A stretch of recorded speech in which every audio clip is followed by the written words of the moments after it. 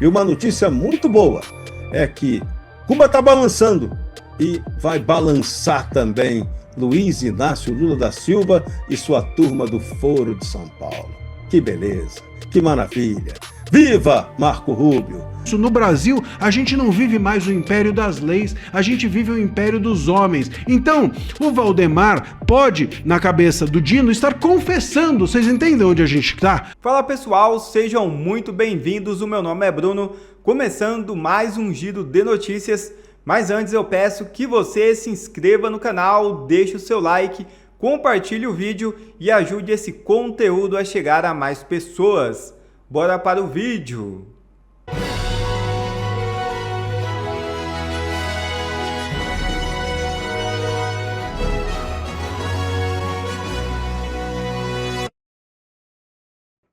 Moraes arquiva antiga investigação contra Bolsonaro. É isso mesmo. O ministro Alexandre de Moraes do Supremo Tribunal Federal determinou o arquivamento das investigações contra o ex-presidente Jair Bolsonaro e o ex-diretor da Agência Brasileira de Inteligência, Alexandre Ramagem, no âmbito do inquérito que apura o caso conhecido como a BIM Paralela. A decisão também alcança Marcelo Araújo Bormevete e Giancarlo Gomes Rodrigues. Segundo o despacho, Moraes entendeu que Bolsonaro, Ramagem e os demais investigados já foram submetidos à análise do Supremo na ação penal relacionada à tentativa de golpe de Estado. Dessa forma, não haveria necessidade de prosseguimento das investigações em relação a esses nomes no procedimento específico sobre a BIM Paralela. Com a decisão, o ministro determinou o envio dos autos à Justiça Federal da primeira instância, que passará a conduzir a análise das investigações envolvendo os demais suspeitos apontados pela Polícia Federal. Entre os investigados que permanecerão sob apuração da Justiça Federal estão o ex-vereador Carlos Bolsonaro, indiciado por associação criminosa, além de Daniel Ribeiro Lemos e Matheus de Carvalho Esposito. Conforme as investigações, eles fariam parte do chamado núcleo de vetores de produção e propagação das fake news. Só de ler isso daqui parece uma palhaçada. É só mesmo para enganar bobo. Está escancarada a perseguição política que é esse processo. E relatório dos Estados Unidos diz que Cuba espionou o país por 67 anos. Governo Trump detalha possíveis ações de Havana nos Estados Unidos e cita apoio a grupos armados, infiltração e sabotagem. Veja como isso daqui atinge em cheio o governo Lula. E uma notícia muito boa é que Cuba está balançando e vai balançar também Luiz Inácio Lula da Silva e sua turma do Foro de São Paulo. Que beleza, que maravilha. Viva Marco Rubio! Saudações, PH Fox! Tudo jóia contigo? Olá, Serrão! Grande prazer estar aqui contigo, como sempre, meu querido amigo. E olha só, realmente tem uma bomba vindo aqui dos corredores da Casa Branca em Washington, D.C. Mas antes eu quero saudar a toda a imensa audiência da Auriverde. Sempre um orgulho carregar aqui o logotipo da Auriverde por Washington, D.C.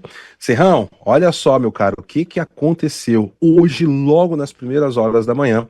Um dos principais jornais dos Estados Unidos, principalmente para os latinos, que é o Miami Herald, trouxe uma informação que o governo americano iria liberar nos próximos dias um documento bombástico sobre toda a questão envolvendo as ingerências, as espionagens, os movimentos revolucionários e tudo que Cuba fez desde que Fidel Castro tomou o poder na ilha.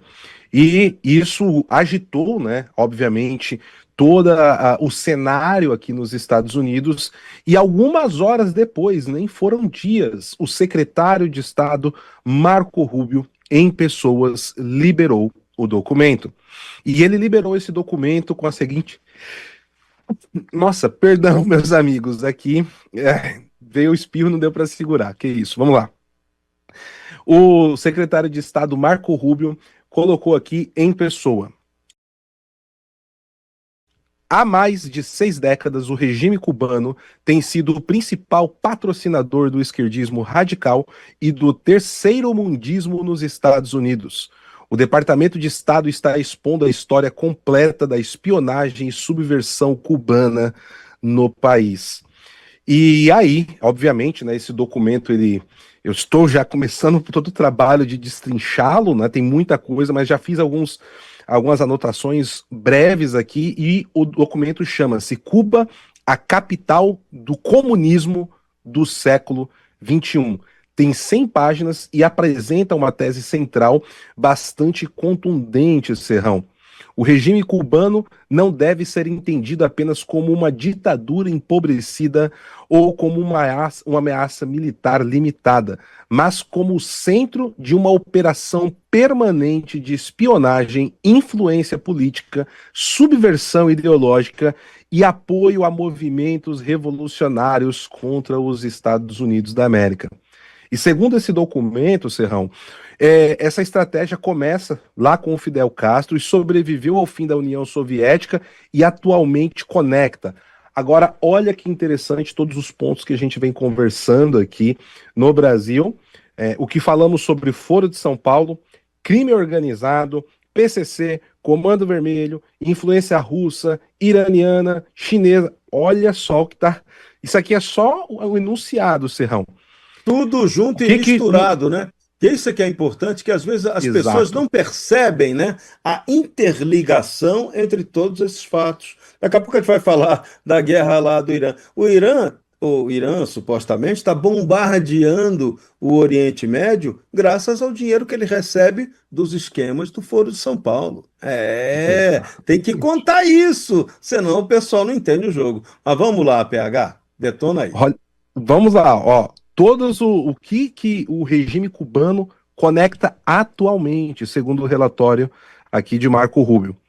A inteligência cubana, grupos políticos e organizações ativistas nos Estados Unidos, movimentos revolucionários latino-americanos, e aqui tem todo o bojo, FARC, ELN, VAR Palmares, que teve aqui e tudo mais, e outras coisas, né? Rússia, China e Irã. E olha só, Serrão, organizações palestinas e integrantes do chamado Eixo da Resistência. Do que nós estamos falando? Guarda Revolucionária Iraniana, Hezbollah, Hamas, tudo concentrado na América Latina, com a batuta de Cuba.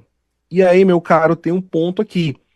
Quando o Brasil foi solicitado a colocar tanto o Comando Vermelho quanto o primeiro comando da capital como organizações terroristas, o que Ricardo Lewandowski, então, ministro da Segurança Pública e da Justiça, disse? Não, mas é que nós entendemos que terrorismo é só jihadismo islâmico. Pois é, meu caro amigo. E agora que nós sabemos que tem ligações profundas aí, inclusive de lavagem de dinheiro das fintechs do PCC, sobretudo, nesse esquema de tráfico de armas, tráfico de drogas e lavagem de dinheiro para esses grupos do chamado Eixo da Resistência Islâmica. Vale lembrar que o vice-presidente do Brasil estava lá na posse de Massoud Pezeshkian, o atual presidente do Irã, ao lado de terroristas do Hezbollah, do Hamas e de todos que estavam gritando morte aos Estados Unidos, morte a Israel. E o senhor Geraldo Alckmin lá sentadinho do lado de todo mundo. E o relatório também aqui, Serrão, ele argumenta que a principal força de Cuba nunca foi econômica ou militar, mas sua capacidade de operar por meio de ideias, agentes infiltrados, organizações de fachada, intercâmbios, universidades, organizações sem fins lucrativos e movimentos políticos estrangeiros. Ou seja, tudo aquilo que é denunciado há tanto tempo, e aqui faço questão de lembrar o professor Olavo de Carvalho, que era colocado como teórico da conspiração, Foro de São Paulo não existe, e depois, quando passou a existir, não, é só uns velhinhos com ideias mofadas. Estamos vendo, e agora temos um documento de 100 páginas oficial do Departamento de Estado americano, deixando isso claro e cristalino.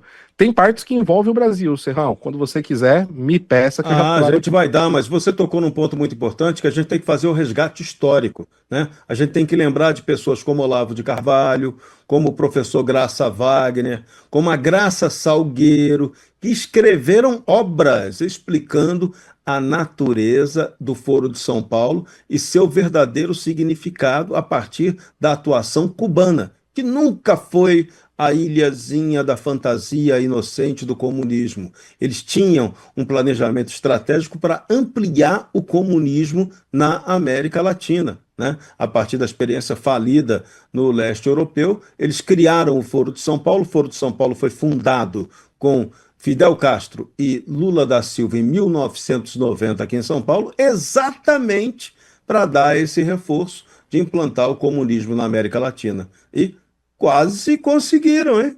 Se não fosse a reação do povo da América Latina, que ainda está acontecendo, eles teriam se dado muito bem. Agora vamos lá, o que essa ação contra Cuba tem a ver e relaciona diretamente o Brasil? Perfeito, Serrão. Só eu quero adicionar um nome a esses que você comentou aqui, meu caro, que é o do Heitor de Paula também, né? Porque Também, o grande doutor amigo, Heitor de... figura Exato. maravilhosa.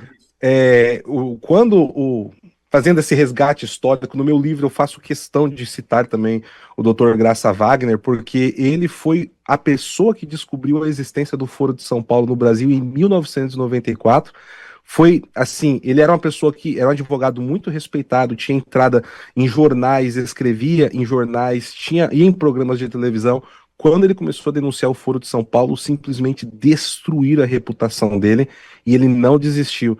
Ele falece no final dos anos 90 e o próximo de falecer, ele entrega todo o material que ele tinha reunido sobre o Foro de São Paulo ao professor Olavo de Carvalho, que então funda o Mídia Sem Máscara, né, junto com a Graça Salgueiro, com o Heitor de Paula e outros grandes nomes, e passa a denunciar o Foro de São Paulo há quase 30 anos atrás, né? Então, é essencial isso que você PH, comenta e tem aqui, um outro Serrão. nome que a gente também não pode esquecer por justiça histórica: Carlos Azambuja. Esse Sim, também era outra fera, né, que escrevia sobre essas desgraças. Então, essa é, turma toda, alguns já nos deixaram, outros estão vivos aí, eles merecem tudo de bom, porque graças a ele a gente está podendo lutar pela liberdade. eu sempre os referencio porque o nosso trabalho só é possível quando a gente senta no ombro daqueles que abriram o caminho, né? É importante isso. Sobre o Brasil, Serrão, olha só. Eles colocam ali a participação brasileira na Conferência Tricontinental nos anos 60, que foi a estrutura organizada, o germe, a semente plantada lá nos anos 60, que levou a tudo que eles descrevem em todo o documento. Eles também falam do apoio cubano a grupos guerrilheiros no Brasil, e aqui vai entrar diretamente todos os grupos que, inclusive, muitas pessoas que estão na estrutura do governo do Brasil hoje faziam parte, tá? Inclusive até a vice-presidente, temos Aloysio Nunes, que foi chanceler do Brasil, foi motorista do Marighella, são vários os nomes que nós temos aí que fizeram parte de tudo isso, sem falar de Brizola e etc, etc, etc. Fala da influência do manual de guerrilha de Carlos Marighella, que é louvado, inclusive existe um trabalho cultural de resgate com filmes e tudo mais.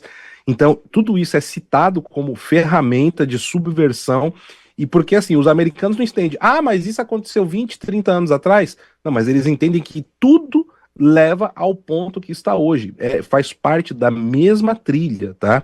A turma de hoje aqui, os bandidos daqui hoje, da narcoguerrilha, eles praticam aquele mini manual do guerrilheiro urbano do Carlos Marighella.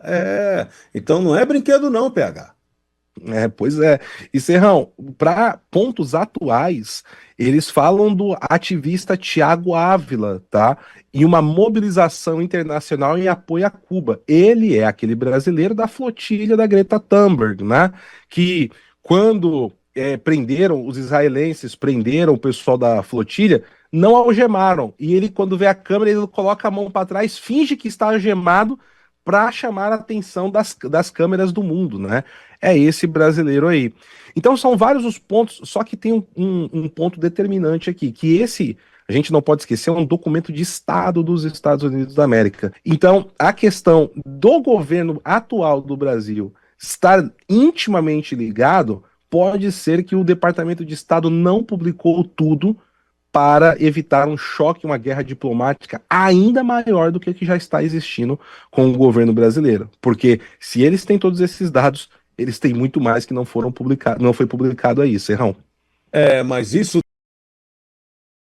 O Valdemar respondeu ao Flávio Dino num documento de 12 páginas sobre a questão das emendas. O documento foi blindado e revisado por advogados e juridicamente está correto. Mesmo assim, o Valdemar ainda pode ser preso. E eu vou te explicar agora por quê. Segundo a CNN, o Valdemar negou ter cota ou poder sobre emendas e disse que faz apenas sugestões aos seus parlamentares e que o parlamentar aceita, modifica ou rejeita. É da atividade parlamentar, meus caros. Você tem prerrogativa justamente para tratar das emendas como você bem entender, tanto o parlamentar do partido quanto o líder do partido. Então faz parte da atividade, é totalmente lícito tanto orientar quanto negar a orientação e fazer com a emenda o que você, parlamentar, acha que deve ser feito. Sugerir prioridade a deputados do próprio partido